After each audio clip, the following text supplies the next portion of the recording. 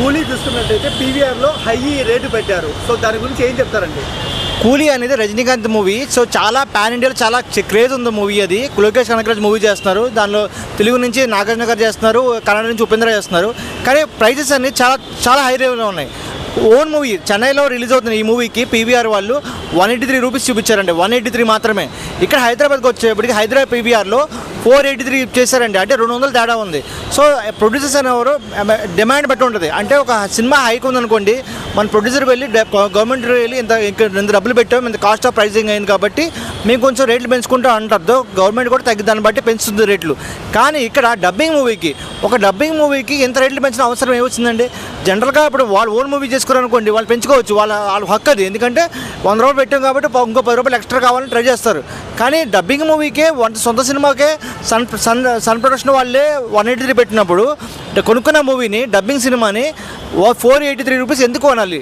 So జనరల్గా ఇప్పుడు price hike అనుకోండి, ఆడియన్స్ చూస్తారు, చూడకపోతారు, వాళ్ళ ఇష్టం అది. కానీ డైరెక్ట్గా మీరు రేట్లు పెంచేస్తే చూసేవాళ్ళు రారు కదా. ఎందుకని రేట్లు పెంచుతున్నారు? సామాన్యులు సినిమా చూడాలా చూడక్కర్లేదా? ఎందుకు డబ్బింగ్ సినిమా మాత్రం ఎంత రేట్లు ఎందుకు పెట్టాలి? ఓన్ మూవీకి పెట్టచ్చు, తప్పలేదు. ఎందుకంటే వాళ్ళ డిమాండ్ సప్లై ఆ సినిమా వర్త్ అయితే రేటు పెంచుకోవచ్చు. కానీ ఇక్కడ హ్యూజ్ రైస్ పెంచడం చాలా వరకు చాలా రాంగ్. ఇది అంటే థియేటర్కు ఫ్యామిలీలు రాలేకపోతున్నారు. సో తమిళ్లో ఒక రేటు పెట్టి తెలుగులో రేటు పెట్టడంపై ఏమనుకోవచ్చు మనం?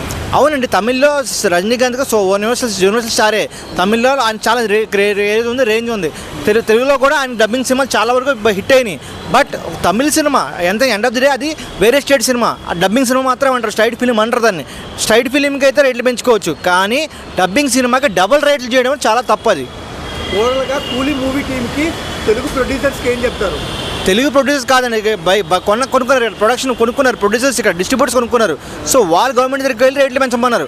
సో కన్సిడర్ చేయాలి గవర్నమెంట్ కూడా. కానీ ఒక్కసారి కూడా చెన్నైలో ఎంత రేట్లు ఉన్నాయి, మన దగ్గర ఎంత రేట్లు ఉన్నాయి కొంచెం చూసుకోవాలి. గవర్నమెంట్ కూడా కొంచెం చూసి నిర్ణయించుకుంటారు ఆలోచిస్తున్నాను. షోలో కూలీ మూవీకి 1,33 లక్షలు బుక్ అయినాయి బుక్ మై షోలో. వాటికి మాత్రం 1,53 మాత్రం అయినాయి. సో ఎంత డిఫరెన్స్ ఉంది? ఇది ఏం చెప్తుంది గురించి? అంటే కూలీ అనేది భారీ ఎక్స్పెక్టేషన్ వస్తుంది సినిమా మూవీ. అంటే చాలా రోజుల తర్వాత వస్తుంది. అంటే దానికి కూడా ఫ్యాన్స్ ఎక్కువ మంది ఉన్నారు, చూసేవాళ్ళు కూడా. అంటే అది కూడా బాగా హైప్లో ఉంది సినిమా మూవీ.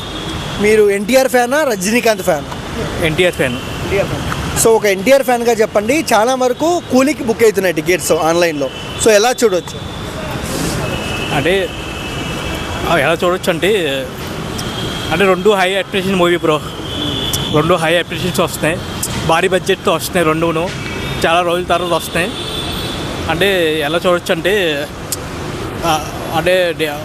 పబ్లిక్ రెస్పాన్స్ బట్టి బెనిఫిట్ షో బట్టి ఉంటుంది. ఏదైనా హిట్ ఫ్లాప్ అన్నీ ఉంటుంది అంతే. కూలీకి వర్సెస్ వార్ 2కి ఎలాంటి యుద్ధం ఉంటుంది థియేటర్లో? అంటే యుద్ధం అంటే టఫ్గా ఉంటుంది అన్న, గట్టిగా ఉంటుంది పోటీ. 2 భారీ బడ్జెట్స్ కదా. అంటే ముందుగా చెప్పండి, దేన్ని ఏది బీట్ చేయొచ్చు, ఏ సినిమాని? నాకు తెలిసి బీట్ అంటే తెలియదు అని చెప్పలేము కన్ఫ్యూజింగ్గా. యాక్చువల్గా చెప్పలేము, ఎందుకంటే మనం ఎక్స్పెక్ట్ చేయలేము కదా. అంటే రజనీకాంత్ని ఎన్టీఆర్ రితిక్ రోషన్ డామినేషన్ ఎవరు చేస్తారు ఎక్కువ? డామినేషన్ ఎవరు ఎక్కువ ఉంటుంది?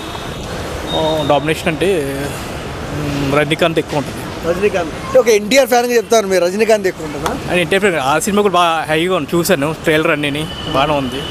ఓకే, ఎన్టీఆర్ ఫ్యాన్ అంటే సినిమాకి వెళ్తాను, ఎన్టీఆర్ ఫ్యాన్ అయినా.